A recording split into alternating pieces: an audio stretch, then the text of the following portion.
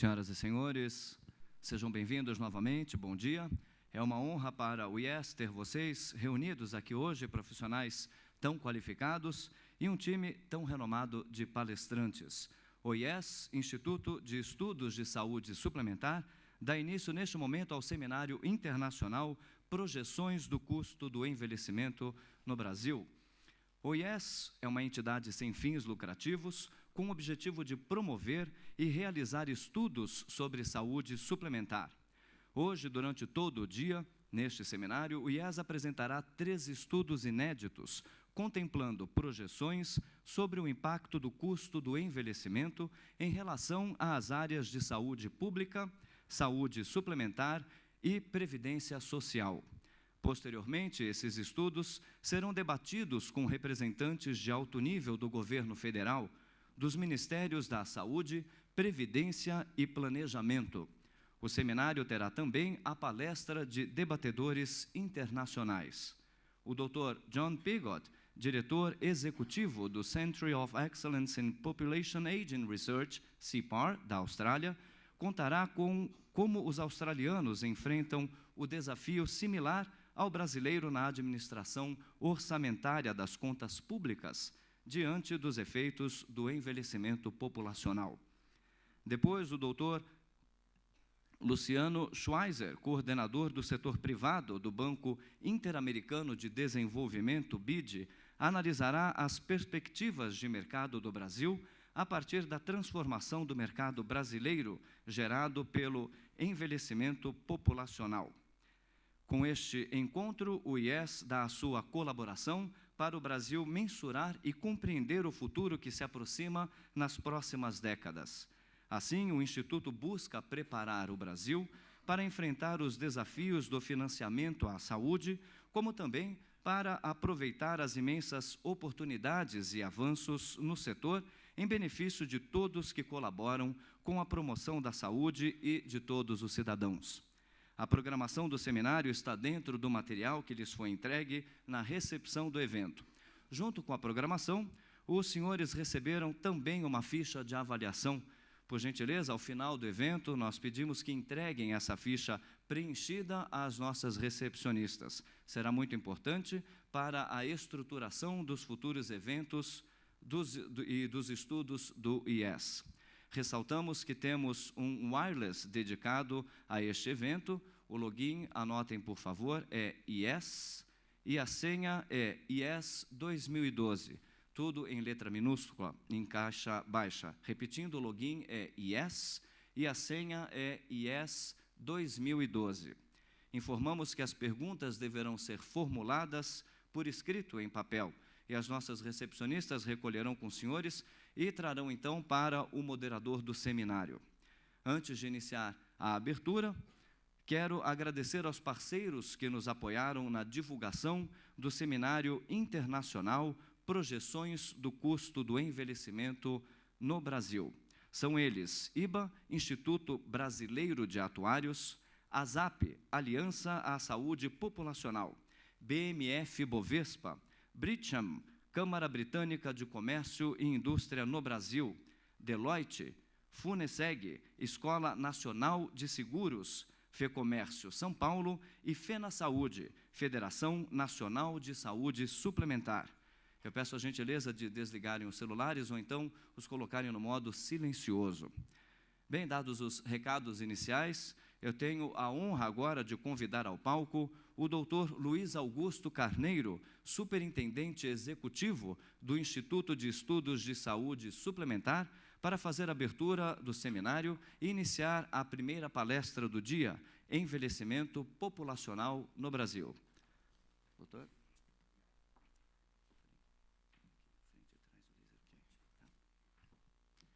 Obrigado, bom dia a todos. É um prazer estar aqui com vocês todos, né, nesse evento tão importante. Já fizemos agradecimentos, mas nunca é demais, porque esse trabalho, né, de vários meses, né, foram vários meses fazendo pesquisas com uma equipe multidisciplinar, e o apoio dos parceiros também foi fundamental para trazer todos vocês para cá. Então, gostaria de mais uma vez agradecer o apoio da ASAP, né, da BMF Bovespa, da Câmara Britânica, da Deloitte, da FEComércio, da FenaSaúde, da Funenseg e também do Instituto Brasileiro de Atuária. Bom, eu acho que o IES está sendo pioneiro para trazer, pelo menos aqui no Brasil, uma quantificação, uma projeção do impacto do envelhecimento de uma forma mais consolidada. Claro que o IES, né, com a missão dele de promover o conhecimento na saúde suplementar, ele está trazendo e entregando esse conhecimento para a sociedade. Nós esperamos que, com base nessas projeções, esses estudos, outros setores da economia, público-privado, também se atentem para a importância dessas projeções e façam também essas projeções. É importante que isso seja feito de uma forma, vamos dizer assim, mais regular, como é feito, por exemplo, na Austrália. E nós teremos certeza que, no futuro, né, nós mesmos e as futuras gerações agradecerão por esse trabalho. Bom, para começar, eu gostaria de mostrar, né, até para nós temos um pouco de até base para entender algumas apresentações, né, falar um pouco sobre o envelhecimento populacional no nosso país, né, entender bem como ele ocorre, né, essa transição demográfica, né, e também qual vai ser a consequência teremos como consequência uma transição epidemiológica também. Né, o que será que vai acontecer? Então, essa apresentação ela tem como objetivo mostrar um pouco disso. Bom, esse gráfico ele diz tudo sobre o que vai acontecer com a nossa população nos próximos anos. Bom, se nós olharmos aqui essa linha, isso daqui é o tamanho da nossa população em milhões de habitantes. Começou aqui em 1950, né? Essa faixa aqui mais escura é a de população de pessoas com 60 anos ou mais, né? Estamos aqui, né, porque esse dado aqui é de 2005, o corte está aqui em 2005. Né? Aqui está a população de 15 a 59 anos e aqui está a população jovem, né, de até 14 anos. O que nós vemos, então, claramente por esse gráfico, que a nossa população, com certeza, ela vai aumentar. Mas nós teremos, né, um crescimento muito maior, proporcionalmente, da população de pessoas acima de 60 anos. A população, vamos dizer que entre 15 e 60 anos mais cresce, mas não tanto, e a população aqui de jovens, ela decresce. Quais serão os efeitos disso? E, aliás, isso não é novidade. Essas estatísticas de projeção da população, elas já são conhecidas há bastante tempo, né? Há vários estudos mostrando isso. A pergunta que se faz é, qual será o impacto disso? Né? Qual será o impacto na saúde? Qual será o impacto para a infraestrutura? Qual será o impacto na previdência? Qual será o impacto na criminalidade? Né? O que nós estamos preparados, né, em termos de infraestrutura no país?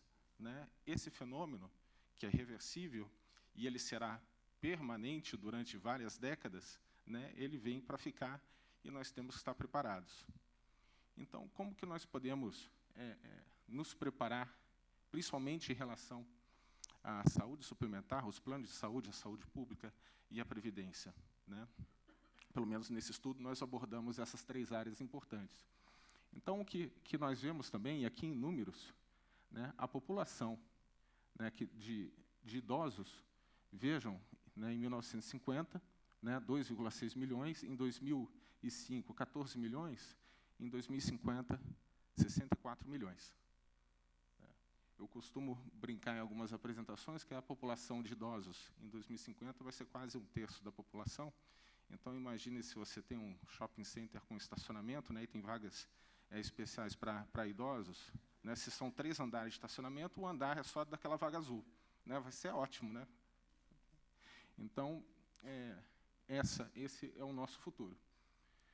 Bom, em termos, e esse gráfico apenas mostra a composição percentual dessas faixas etárias, né, até aqui dos idosos, das pessoas até 64 anos e aqui dos jovens. Então, em termos percentuais, é isso que ocorre. Bom, e aí existe um outro índice que provavelmente nas apresentações ele aparecerá, que é uma relação também, né, entre o número de pessoas com 65 anos ou mais, né, e para cada 100 pessoas até 15 anos. Bom, em 2010, nós temos 26,7 pessoas com mais de 65 anos para cada 100 pessoas com até 15 anos. Vocês vejam como esse número vai crescer até 2050. Ou seja, a relação entre idosos e jovens vai aumentar, né, exponencialmente. Isso é um fato. O que mais? Existe um outro indicador que também é citado nos principais estudos, que é a chamada razão de dependência, né? Na apresentação do Dr. Pigot vai aparecer dependency ratio, né, o termo lá em inglês, que é justamente a razão que nós temos aqui de idosos entre a população economicamente ativa. Então, a gente vê aqui do Brasil em relação a outros países, na nossa relação 1950 que baixa, aqui ela já começa a se aproximar dos outros países, né? E em 2050 ela ultrapassa aqui a média mundial, né, e os países de desenvolvimento, e só fica atrás dos países desenvolvidos. O que explica isso? Né? O que explica isso é a velocidade do envelhecimento populacional brasileiro. Né? Então, só para vocês terem uma ideia, né, quanto mais escuro ali, maior a população a partir de 65 anos de idade. Isso em 2000. Quando a gente olha 20 anos depois, vou até voltar, né, um pouco mais claro, em 2030, um pouco mais escuro. Veja ali, novamente, o Brasil como passou ali de menos ali de 7% para mais de 13%. Isso ocorre por causa da velocidade do envelhecimento populacional do Brasil. Vou dar um exemplo. Existe uma medida da velocidade do envelhecimento, que é quantos anos demora para a população de pessoas com 65 anos ou mais passar de 7% da população para 14%. Tá? Essa transição demográfica ela ocorre numa velocidade diferente dependendo do país. No caso, vamos dar um caso extremo, aqui no caso dos países desenvolvidos e europeus, essa transição ocorreu, demorou muito mais para ocorrer. O caso extremo aqui, que é mostrado, é o caso da França. Ela demorou 115 anos para que a população acima de 65 anos passasse de 7% para 14%. Começou lá em 1865, terminou em 1980. E aqui no Brasil, em que período a gente vai ter essa mesma transição? Isso ocorrerá, e já está ocorrendo no Brasil, né, de 2011 a 2032, são 22 anos. Tá? Então, o caso extremo da França, 115 anos, no Brasil, em apenas 22 anos, de 2011 a 2032, a população acima de 65 anos passa de 7% para 14% da população. Isso só está ocorrendo no Brasil? Não, né?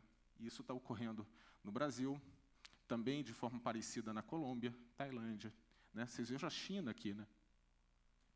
Nosso vizinho, né, próximo aqui, o Chile, né, em outros países desenvolvidos. Então, isso é característico de países em desenvolvimento. Tá? Não estamos sozinhos, isso é um problema mundial. Né? E o envelhecimento ela impacta, claro, não só a saúde suplementar, como toda a economia, né, a saúde pública e a previdência. E o que né, entrando um pouco mais de detalhe, por que isso ocorre? Por que a população envelhece? Qual que é a causa do envelhecimento? Primeiro, vejam só,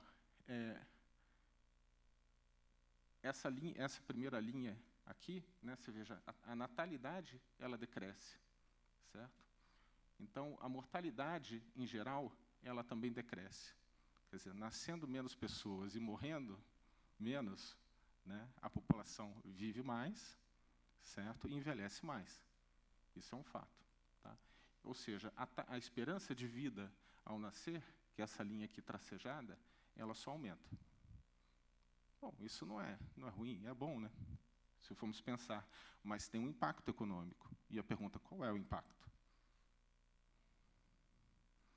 Bom, junto com a transição demográfica, nós temos uma transição epidemiológica das condições de saúde das pessoas. Né? O envelhecimento populacional, ele nos traz, antes, né, o que nós tínhamos, as pessoas adoeciam mais de doenças infecciosas e parasitárias. Né? Hoje em dia, as pessoas morrem de doenças crônicas não transmissíveis. Essa é uma grande mudança. Temos uma queda da fecundidade, da mortalidade, e agora nós temos, como as pessoas vivem mais, né, e em algum momento da vida vão ter alguma doença crônica, os tratamentos são mais longos e mais complexos, e provavelmente mais caros. Tá? Com o aumento da longevidade, né, nós temos novas tecnologias médicas. E essa tendência que eu gostaria de falar, né, a mortalidade proporcional de acordo com causa.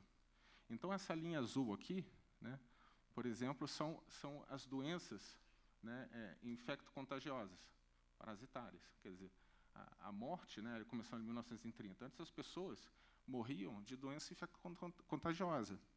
Agora, né, a mortalidade aumentou, né, por causa de neoplasias, né, de doenças do aparelho circulatório, né, e causas externas, né, também aqui não aumentou muito. Tá? Então, proporcionalmente, assim, a causa de morte mudou. Tá? A taxa de mortalidade no Brasil, por 1.000 habitantes, por doenças crônicas não transmissíveis. Apesar das pessoas, né, a população passar a ter essa transição demográfica e ter mais doenças crônicas, ao mesmo tempo, se você for olhar a série histórica a partir de 1990, a taxa de mortalidade, né, por conta de doenças crônicas não transmissíveis tem caído, o que é bom, né? Esse é o caminho. Mas, mantido, vamos dizer assim, o perfil epidemiológico que nós temos hoje, vamos dizer assim, a prevalência de doenças crônicas que nós temos hoje, e fazendo uma projeção, né, com base na nossa população, o que nós temos, né, para essas principais doenças crônicas, nós temos, por exemplo, para diabéticos, né, a prevalência vai de 6% para 9,4%. Você veja aqui, para diabetes, um aumento de 57%, para hipertensão, um aumento de 51%, doenças do coração, 59%, câncer, 67%. Certo? Vai ter a prevalência na população, ela vai aumentar. Se aumenta a prevalência, aumenta o custo do tratamento dessas doenças. Né? Mas aumenta quanto? Essa é a questão. Responderemos algumas dessas perguntas hoje. E aqui está a prevalência das doenças por faixa etária, que é claro, se a composição da nossa população vai se alterar por faixa etária, nós precisamos saber e levar em consideração a prevalência por faixa etária. Vocês vejam, claro, o que mais chama atenção é a alta prevalência aqui a partir de, principalmente, 69 anos ou mais. Por isso, a importância de programas de promoção da saúde, certo, de prevenção, essa é uma tendência que tem aparecido e, como eu vou mostrar ali, ela veio para ficar. Mas temos que ter cuidado, né? Colocando no gráfico aquelas prevalências, né? Vejam um aumento que nós temos para hipertensão, artrite, doença do coração, diabetes, insuficiência renal, né? Tudo aqui aumenta. Isso não quer dizer que nós não possamos reverter isso. Isso é o quadro, né, que vai acontecer com a transição demográfica se nada for alterado, dada a realidade que nós temos hoje, dada a prevalência de doenças crônicas que nós temos hoje. E aí, olhando um pouco, né, para a importância do nosso sistema de saúde, né, o Brasil ele tem em volume, né, ele tem o 7º maior gasto de saúde do mundo. Né? Nós estamos olhando aqui, né, Estados Unidos, China, Japão, Alemanha, França, Reino Unido, né, e o que chama atenção, né, se olharmos aqui a idade média da população, ainda relativamente jovem, mais do que esses outros países aqui, e o gasto per capita com saúde, relativamente, né, com a maioria desses países, principalmente desenvolvidos, ainda mais baixo. O que significa o quê? Que provavelmente, né, esse gasto total com a transição demográfica ele tende a crescer. Até porque se nós nos tornarmos mais prósperos, se o país enriquecer, se as pessoas tiverem melhores condições de vida, a demanda por saúde, ela com certeza vai aumentar. E é isso que ocorre mesmo, né? Quanto mais idosa a população, maior vão ser os gastos com saúde. Isso ocorre internacionalmente. Então, aqui, os anos de vida e os gastos com saúde em paridade de poder de compra. Tá? Esse é um efeito, né, que é claro aqui por esse gráfico. E também, né, quanto maior a expectativa de vida ao nascer da população, quanto mais longeva a população, né, também mais se gasta com saúde. E o que mais? E também, quanto maior o PIB per capita, né, se nós ficarmos mais ricos, né, mais riqueza per capita, o gasto com saúde ele também vai aumentar. O Brasil está aqui, está vendo aqui o PIB per capita aqui crescendo, e o gasto total com saúde também aumenta. Então, isso é um fato. Então, se a população vai envelhecer, o país, vamos dizer, vai enriquecer, nós vamos demandar mais serviços de saúde. E a questão e que nós, com essas projeções, nós gostaríamos também de responder o que pode ser feito, né, para nós darmos conta de prover todos esses serviços, porque o sistema de saúde ele tem uma sustentabilidade entre a sua receita e despesa. Sistema público-privado, estou falando do sistema de saúde como um todo. Né. Uma das coisas que nós temos que chama atenção, né, colocando uma lupa na população de idosos do Brasil, né, e ali eu repeti aqui, essa daqui é a pirâmide etária do Brasil, desde 1980 até 2050, vejam aqui a inversão, mas olhando, né, para as pessoas a partir de 60 anos de idade, né, nessas faixas etárias, né, de 60 a 64, depois 65 a 69, a última faixa etária aqui a partir dos 80 anos. Existe uma mudança, vamos dizer assim, demográfica da composição da população idosa. O que mais chama atenção aqui, por exemplo, a população com 80 anos ou mais, ela passa de 14%, isso em proporção, em 2010 para 21% em 2050. Já a população, vamos dizer assim, os idosos jovens, entre 60 e 64, né, essa proporção passa de 32 para 24. Então, dentro, né, dentro da população de idosos no Brasil, vai ter uma grande alteração do perfil etário também. E a gente leva em consideração isso nas nossas projeções. Aqui, chamando um pouco a atenção para o sistema de saúde suplementar, nós já sabemos que a população, aqui está a pirâmide da população brasileira em 2010, 2030, em 2050. A população de plano de saúde, ela já é um pouco mais, ela já tem uma concentração maior aqui de pessoas, ela já é um pouco mais envelhecida, né, e ela vai envelhecer, vamos dizer assim, são dados da Agência Nacional de Saúde Suplementar,